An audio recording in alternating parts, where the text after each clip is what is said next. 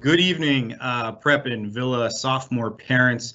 I'm Mr. Patuch, Vice President of Academics and Student Affairs for Prep Villa and Mother Teresa Academy. Very happy to be here with you this evening. I apologize, we're running a few minutes late. Our room microphone kicked out over in the conference room here at Prep. So we were trying to deal with those technical difficulties. So we appreciate your patience as we were getting all that set up. So again, I apologize. Very happy to have all of you here for our sophomore parent information night. Sometimes sophomore year is characterized, as the year of in high school where not a lot happens, right? And that's one of the things that the guidance team and myself have worked over the last few years to try to dispel. Sophomore year is a great year for your sons and daughters to basically start working towards their goals, their futures, getting prepared for the college exploration process, as well as making sure that they are going to be ready to go for standardized testing, getting ready and positioning themselves for our Gannon dual enrollment program, especially for our high flyers, and again, laying that groundwork for the college application process and college selection process. So this evening, we're joined by our two lead counselors on the Prep and Villa campuses, respectively, Ms. Mia Sander and Ms. Alyssa Pyle. And the two of them are going to be stepping you through a presentation on some of the things that you need to be looking for, some of the big things that are coming up for your sons and daughters this year, even in the midst of a pandemic, right? So also, just so that you're aware, we have on our on the navigation bar at the bottom, there is a question and answer section. It's basically it's like two speech bubbles side by side with each other with a question mark. I see some of you have already messaged in, checking to see where we were. But if you have any questions during the presentation, and especially at the end of the presentation, we will have some time definitely to answer any questions or anything that comes along during the presentation. Feel free to type those questions over there. We definitely want to make sure we get you the feedback that you need. So now I'm going to turn things over to Alyssa and Mia, and they're going to get you going with the presentation. Great. So good evening, everybody. If for any reason you cannot hear us, let us know and we will try to yell louder. As Mr. Batuch said, our microphone's not working properly, so just let us know. So as Mr. Batuch said as well, we're ready for the next slide. Okay, here we go. So on the Prep campus, the two counselors there are Mrs. Mary Hammer, who's not here with us tonight, but she has students with the last names that are A through L, and she is our supplemental counselor. She works through the IU, but we're so lucky that we have her here on the Prep campus. And then we have Mrs. Mia Sander, who is the lead counselor here at Prep. She has students with the last names M through Z, as well as any out-of-state students or any international students, and her contact information was there. On the Villa campus, you'll have Miss Jean Peterson, and again, she is our supplemental IU counselor. She has students with the last names A through L, and myself, Miss Pyle, Alyssa, whatever you'd like to call me, I have students with the last names M through Z, as well as out-of-state and international students. Okay, so kind of as Mr. Patuch said, what's sophomore year? What does guidance do? So we do a lot of different things.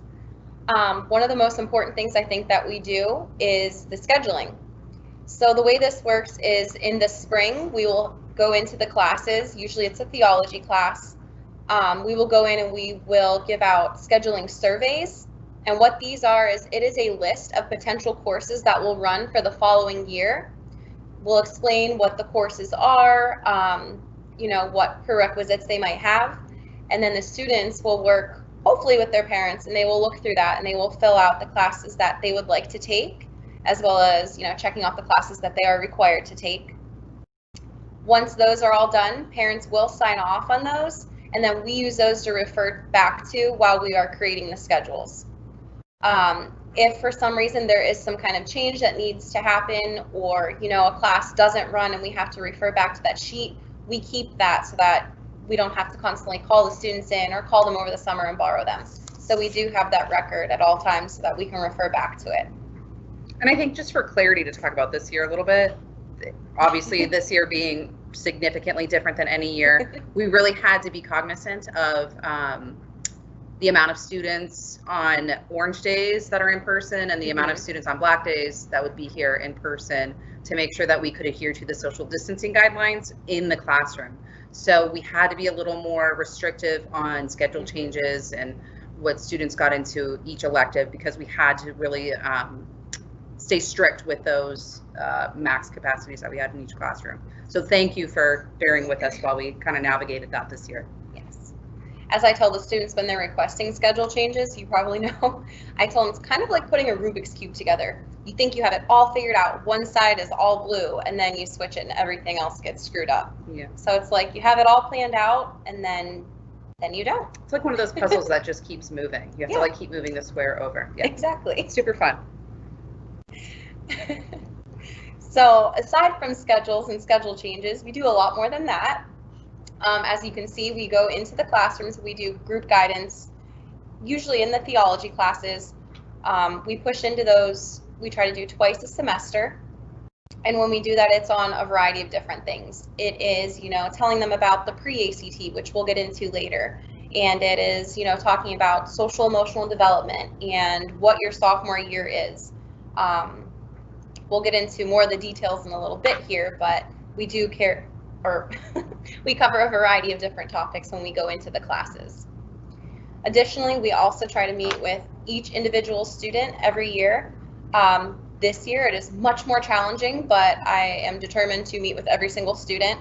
The way we do that is we set up appointments with each student individually.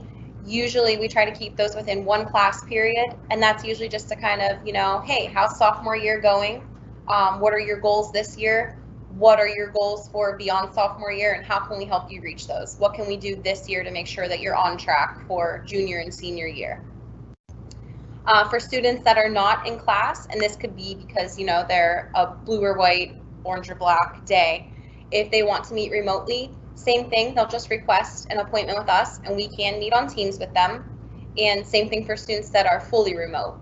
We have office hours that are designated for these students, and they can always reach out whenever they need to by email, or they can call our office phone if they like, and we can set up a one-on-one appointment with them. Also, same thing for parent conferences. If you are requesting one of those, we can do that either through Teams or, we could do Zoom if you don't have access to your son or daughter's iPad. We can do it virtually, or if you would rather come in person, we are able to do that as well. We just ask that, it's only 2 people that come in, 2 guardians, 2 parents, whatever it may be, and just give us a little notice so we can get that set up. Another thing that we do is obviously we monitor academic progress. You can see there is an academic improvement plan, an AIP. What this is every week the guidance departments in both buildings, we meet to discuss students' grades, maybe students that we see are slipping, maybe somebody's at risk. So we'll sit down and we'll identify the students that we think that we need to maybe touch base with and just say, hey, what's going on in geometry or theology? How can we help you? How can we help connect you with the teacher to make sure that you are successful in that class? So that's kind of like the first step of it. We put a lot of emphasis on the student kind of coming up with a solution if there's an issue in a class. And we say, all right, we're going to give you, 2 weeks. Let's bring this grade up, and here's the steps that you're going to take to do that. If it gets to a second meeting and we notice that the student still hasn't brought up their grades, or maybe, they're falling behind in something else, we will sit down with them, as well as usually with our AVP, so Mr. Herbstreit on the prep campus and Miss Conroe over on the Villa campus. And again, it's just to kind of sit down and figure out, hey, what's going on? What kind of barriers are in the way to you being successful in this class, and how can we help you? At that stage, we'll also fill out a form with the student, and we will get the parents involved. And again, it's not anything that anybody's in trouble for. It's just to make sure that we're all on the same track and that we can make sure that the student has support and is successful. And obviously, one of the most important things, and I think maybe one of the most obvious things that we do, is we provide personal and social support. So as a school counselor, our main concern is that we're addressing any kind of issues or barriers that the student's experiencing that, are hindering their academic success. So we're kind of like a first line of defense where if that student has an issue, they will come to us and we'll talk about it with them. But again, as a school counselor, you know, sometimes I think we wish we could be full-on therapists, but we're not, unfortunately. But on the plus side, we do know therapists and we do know other supports that we can then recommend to your student or to you guys as parents, and we'll work with you to help you get connected to whatever resources that you need. Lastly, you'll see there the Student Assistance Program. That is one service that we actually have in school. And what that is we have a mental health liaison that comes in from Bethesda, and then we have a drug and alcohol counselor that comes in from Pyramid Healthcare. So if a student might, you know, maybe they talk about, I'm feeling a lot more anxious than usual, or I'm feeling, you know, depressed and I feel like I just can't get out of this rut, we would then maybe introduce them to one of the counselors and say, hey, why don't we introduce you? Let's talk to your parents about it. And then they're able to then, they can meet usually weekly with that counselor, and they'll kind of help on, you know, stress management or teaching different coping skills to kind of get them out of that rut.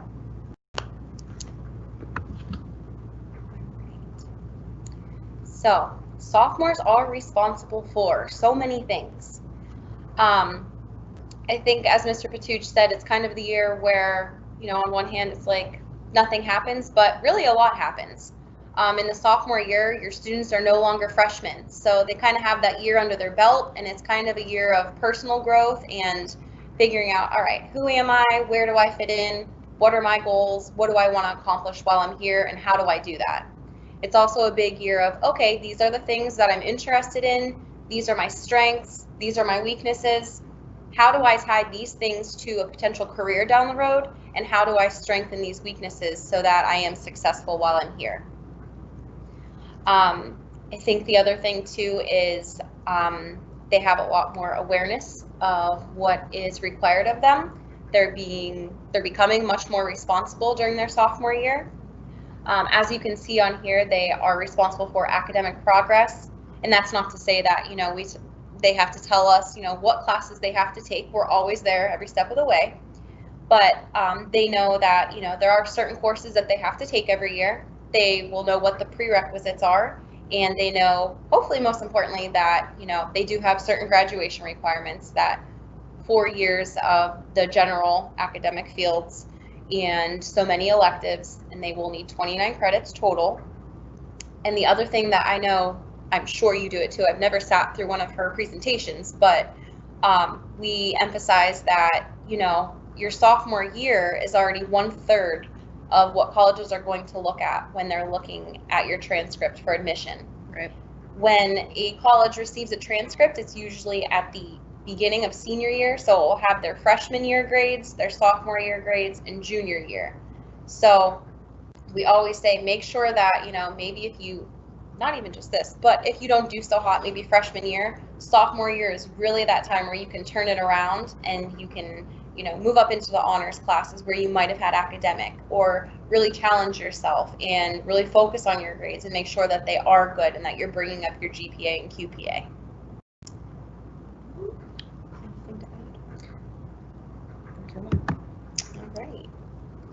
All right. So to continue on kind of with sophomore responsibilities, there's also, you know, a lot more accountability. Like I said already, they are no longer freshmen. They have that year under their belt. While they might not quite be, you know, upperclassmen yet, I mean, they still have freshmen that are going to look up to them. And they also have, just like I said, the year under their belt. They know what's expected of them. They know that Prep and Villa are both, you know, challenging but very rewarding schools to be at, and they know what they need to do to be successful. They know what they need to do to kind of stand out, and they're kind of working on that. They should also be familiar with what is on your report card and transcripts. We go over that in class as well when we go in for classroom guidance. We tell them, you know, what their grades are, what a GPA and QPA are, that being a grade point average or quality point average, explaining that, you know, academic level courses have a certain weight where honors level and AP might have that heavier weight, and that's why they'll see that, you know, they have a 5.0 instead of a 4.0, explaining what that means. We also explained that when they are struggling, that it really is their responsibility first to reach out and ask for help. As far as, a teacher or a counselor we can see their grades, and we can see that maybe they didn't do so hot on a test, but we might not know why.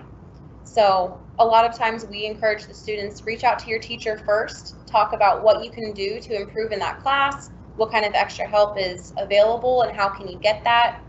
And of course, along the way, if they need a little help with that, or maybe they're a little nervous about that conversation. I know I have people in my office often that I kind of coach them through it, and I teach them, hey, well, let's discuss what have you done to improve?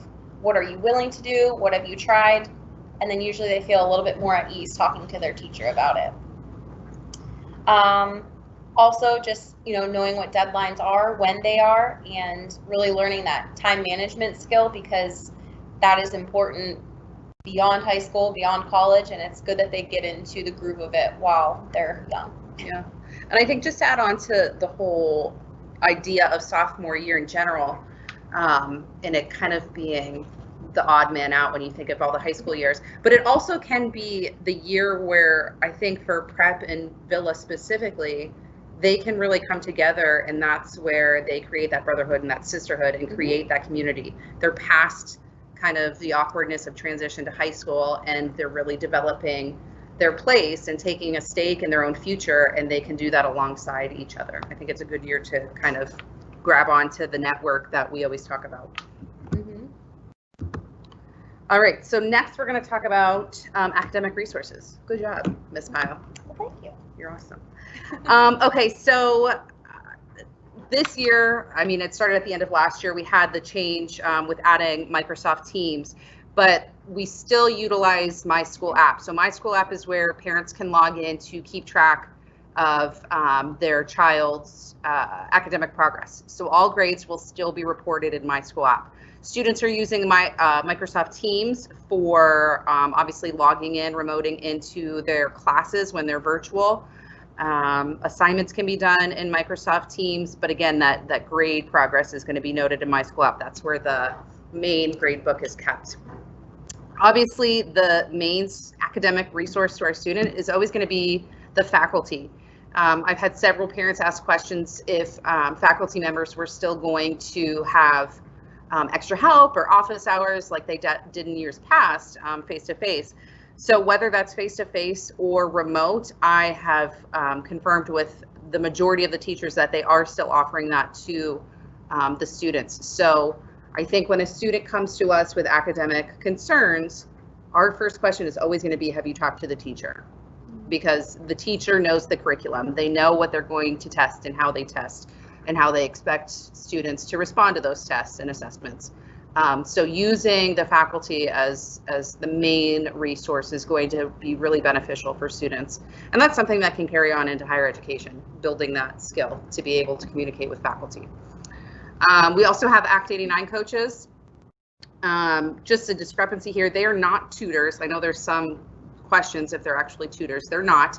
They're contracted out through the IU, and what they are their academic coaches. So they help create a better foundation for learning a specific area of something rather than, okay, I'm going to take my homework to them and they're going to help me get through my homework.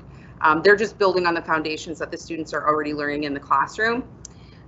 It does require parent permission. So if you feel like your son or daughter is struggling in math or any of the English classes, you can reach out to your counselor on that campus, and we have the permissions. They're live forms this year, so it's as easy as emailing it to the parent. You can fill it out and just email it right back, and we get those to the Act 89 coaches.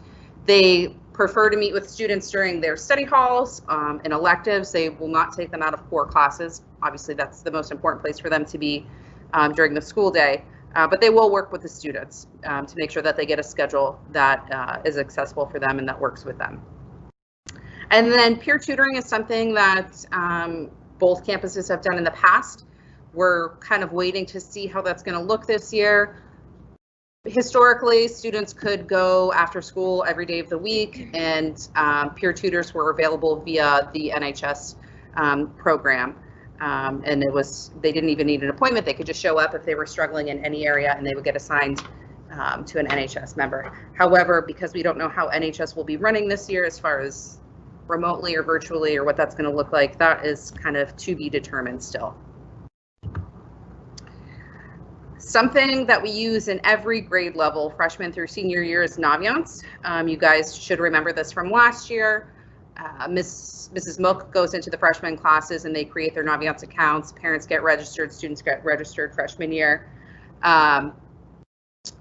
It's basically a one-stop shop for everything career and college. How are we going to get our students acclimated to the college application process? And then even furthermore, how are they going to connect that college and higher education experience to a career that they're invested in? So Naviance is a great tool for both students and parents to kind of explore both of those areas. Sophomore year, we use it for assessments. We allow the students to explore different college visits. They can do college searches, college comparisons. We use it for scholarships. I know even as sophomores, some parents have reached out and asked when should they look for scholarships. Even just to kind of gauge what's available. Even though 2 years might seem far away, it'll be here kind of before you know it. Sophomore year is when we really start pushing resume building. They have a great resume format that we use in Naviance, and that's something that stays with the student throughout the duration of high school, and then they can take it with them beyond and add it into their higher education, into looking for a part-time job or even a full-time job thereafter high school. But students, this is part of our curriculum when we push into the classroom, but parents also have access to their students' Naviance account so they can keep track of their progress. NCAA, so this is for student athletes that would like to participate in D1 and D2 sports in college. They don't have to officially register until the end of their junior year. And with COVID, things are rapidly changing with what they are requiring, specifically standardized testing. So there's not much that they need to do sophomore year other than be mindful now of what credits are required for D1 versus D2. It is important to note that English is required for 4 years and it has to be passed. They do not take credit recovery credits. So if you want to play D1 or D2 sports, English is a top priority as far as obtaining those credits. So just being cognizant of what credits they require, and then we'll review this again junior year with student athletes because that's when they'll make their eligibility center profile. But the websites are available, and like Mr. Patuch said, this PowerPoint will be available to parents and students, so you can always reference those web pages when you get to it. So testing day this year is going to be October 14th. It's a Wednesday, and sophomores will be taking the pre-ACT. So the pre-ACT is used to kind of be predictive of the ACT. So as juniors, students are required, it's still a graduation requirement, to take either the SAT or ACT, spring of their junior year. Junior year testing day, they'll take the practice SAT. So between sophomore year and junior year, they get a practice test for both of those so they can make a thoughtful decision on which test they felt more comfortable with and then can take that spring of their junior year. But the pre-ACT, like I said, is meant to be predictive of the ACT exam. It's more than just a practice test. They've really kind of focused it on exploring interest and connecting the results to how this is going to not only connect to success in higher education, but how it's going to connect to career after college. It helps parents and counselors kind of start that conversation about where a child's or a student's interest really lies. And because once you kind of know what career you're looking at, you can fall into line with what colleges offer specific majors and things like that. So it's just a good tool that we use to start those conversations with students. When we get the results from these, we do go over them individually with students. So that's a prime opportunity that we use as counselors to really start that conversation with them about what their goals and expectations are post high school. So after the pre-ACT test is when that really starts. It is important to note that this is a half day. Only juniors and sophomores will be in the building on that day, so we will be able to practice social distancing, which is important. Remote students, so students who are completely remote, are expected to report to school on this day. If you cannot for whatever reason, you'll just have to notify administration, Mr. Patuch, and we can figure that out case by case. Uniforms are required, so the uniform that's in place through October is fine. And just to know, the cafeteria will be closed that day. Students are only arriving to take the test, and then they will be dismissed. Once it gets a little bit closer to that test date, which I know is kind of right around the corner, we will send out a schedule for that day so you're aware of what's expected for transportation. But another thing that's important, so when we meet with these students individually after they get their pre-ACTs, it links directly to the ACT Academy, which is a free test readiness tool. It doesn't personalize it, but it takes the scores and connects it to a practice tool that students can use to prepare to take the actual ACT come their junior year, which is great. And so we get them hooked up with that. We always encourage free tools just because there's so many out there. So why pay for them if you can get it for free and they're good? The nice thing too is it's kind of tailored to the student's abilities. So after the results kind of transfer over to ACT Academy, it'll say like, okay, in this area of math, the student got, 2 out of 5. So they might get more practice questions or more explanations in that particular area. So that student knows where they can improve the most in, and they get more practice in that area. Okay, AP exam ordering, which is so fun. It's the time of my life. It's the easiest thing to do.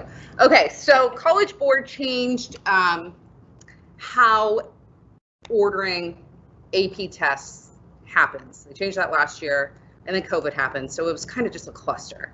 So this year, we are hoping, we know that it's going to go just smoothly, okay? All right, so AP exams, we still have to order in the fall. Tests will still be in May. College Board is saying that AP tests at this point, no matter what, will be in person. They're opening up a bigger window in May. So if we're on a hybrid like we are now, each student will have the same availability to take the AP exam that they register for. So at the beginning of this year, we had all of the AP teachers have the AP students join their AP classroom, which was a huge step in kind of organizing this year. So your child, if they are in an AP class, whether they're taking the exam or not, should be registered and joined into their AP classroom. If they choose to take the AP exam for that class, it's going to cost $94, just like it did last year. There are fee reductions available to qualifying families. Just shoot us an email if you think that your child will qualify, and we can check with finance. We're asking that all payment is cash or check. Not credit cards this year, just so everything can be streamlined through guidance. So whether your child is in person, having them bring that cash or check in to us directly, or you can mail it to the respective campus and just have it attention to guidance so we can keep track of those. Checks are payable to Cathedral Prep or Villa Maria Academy. We get an invoice and then we send a total to College Board. So that's how that works. Deadline for ordering exams this year is going to be October 30th. This is the deadline that College Board has set for us. This is not our deadline. So if a student decides after October 30th that they would like to take an AP exam, they can still register. However, there's going to be a $40 additional late fee attached to that $94. So if you know that you want to take the AP exam, just register before October 30th. If you have any questions if you should take the AP exam, we always encourage students to, again, talk to their teachers, talk about the pros and cons. Really, it's to get that college experience, that higher educational experience, and what it's like to take those tests. And you have the chance to have credits transferred if you score a certain score on any given test. So like I said, registration and payments will be collected by myself at Prep and by Ms. Pyle at Villa during lunch periods. Remote students can either drop off checks or cash to the main office, or you can mail those in, attention to guidance. And then this year, we're going to send confirmation emails to students and parents at the end of each day, confirming that we received those registrations, how much we received, and whether it was cash or check, just so everything can be accounted for. If you have any questions at all about AP exam ordering, or just the AP exams in general, please feel free to reach out to myself or Mrs. Hammer, or Mrs. Hammer, she's my other half, or Ms. Pyle at Villa, and we will be happy to answer those questions for you. So future considerations for sophomores, and Ms. Pyle talked about kind of a lot of these things already, but just to reiterate, it's important to know that first semester grades are going to determine where your son or daughter is placed for the next year. So we look at first semester from sophomore year to know which level, either academic, honors, or AP, they'll be placed in their junior year, okay? So an 88% is going to maintain their current level, so 88 to 92%. If they're a 93 to 99, they're able to move up a level. If they're below that 88, they're going to have to drop a level if they're an AP or honors. So we look at that first semester grade to determine that.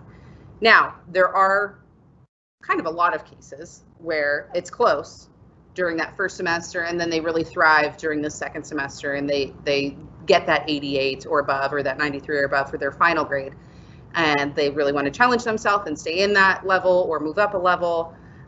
We are always open to those conversations. Administration is always open to those conversations. So we just ask that if that is the case, that you communicate that to the guidance department on each campus, so we can start those conversations with Mr. Patuch, Mr. Herbstritt, and Ms. Conero at Villa. So we can determine that students can be placed in the correct level for their junior year. And then it'll be the same for junior year moving into senior year. And then lastly, we are going to have Mr. Patuch talk about the Gannon Scholars Program, which sophomores might be itching to get into this year for next year.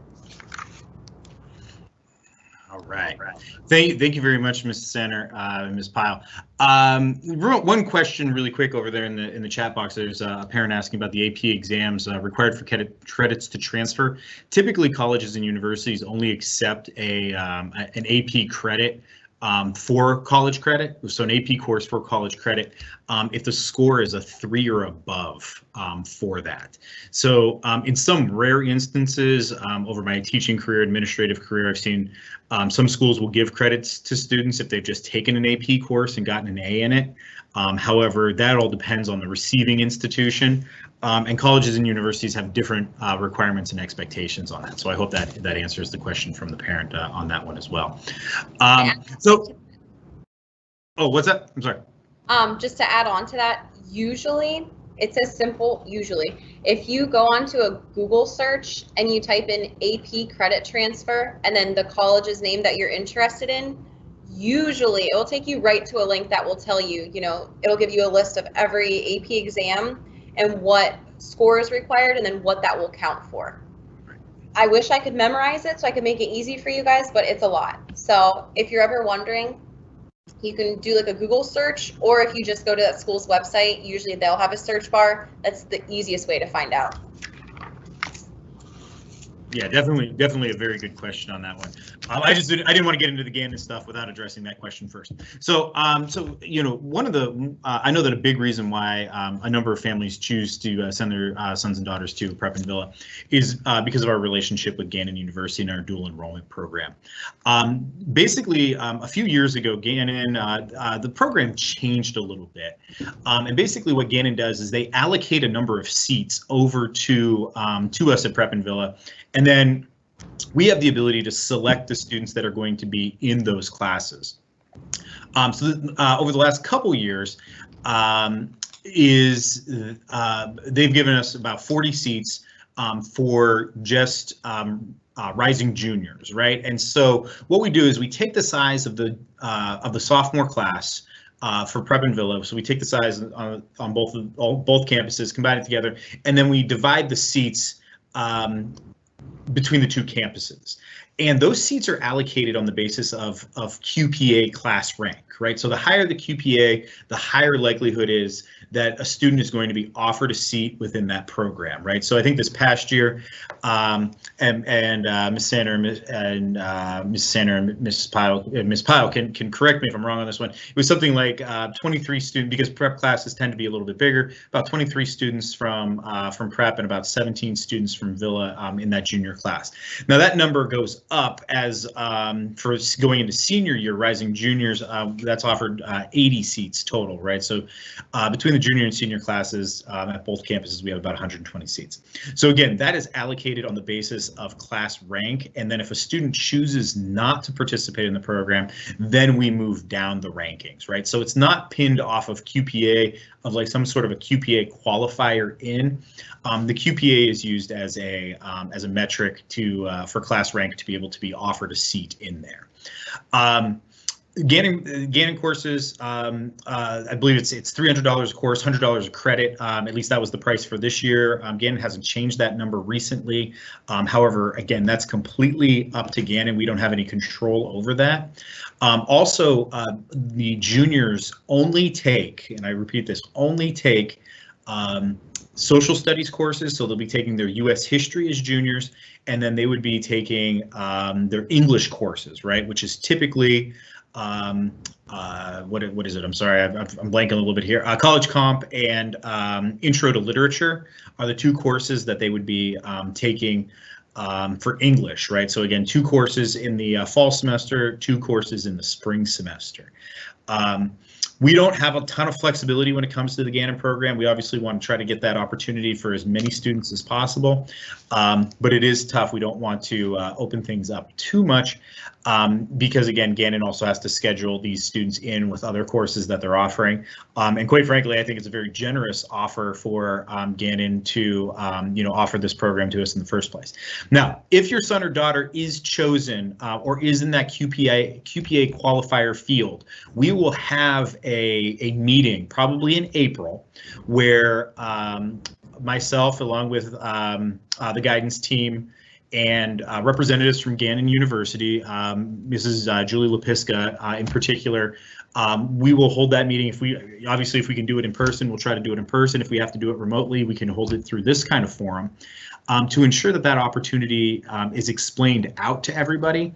But we did want to make sure that parents were all aware of the fact that, again, that process and that program is selective on the basis of QPA class rank, and that is determined the QPA class rank at the semester. So that's the first 3 semesters of students, their time at Prep and Villa, and where they stand with their peers on their own campus. Also, just as a side note, if any students were in the 8th grade honors programs on either of the campuses, those grades do not count towards that QPA calculation, right? So if a student had, had taken algebra accelerated or integrated science honors, those do not count in the QPA calculation for students qualifying for the Gannon program, so that all students that came to Prepper Villa, whether they're coming from a public school or from one of our Catholic elementary schools, that they're all on the same playing field in terms of QPA calculation. So that was just a big piece that I wanted to make sure that everybody was aware of. So if there are any questions, I see we have about a little over 3 dozen parents or viewers in this evening. If anybody does have any additional questions, I think now would be the time to field those out to either the counselors or myself. We'll hang out here for a few minutes to see if there are any questions, and I'm going to put the ladies back on the camera because, well, they're probably going to be more helpful on a lot of these questions than I might be. So, all right. Thank you, folks. And if we don't talk, have a great evening.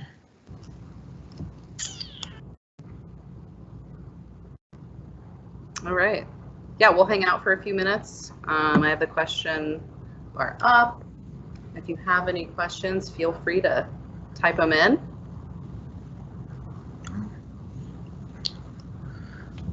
I don't know, ladies. I'm getting the idea that there might not be a ton of questions right now. A ton of questions. Sophomore year, I tell you. Right. So I guess what we'll do right now is parents, if you do have any questions, feel free to email either email, the guidance counselors, either Mrs. Center at Prep or Ms. Pyle at Villa, as well as the other counselors that were listed in the presentation, or else myself, Mr. Herbstreit at Prep, or Ms. Conroe. Ladies, anything else you want to say before signing off here? Yeah, stay healthy. Have a good weekend. Yeah, stay safe, stay healthy, right? All right, folks. Thanks a lot. God bless. Take care.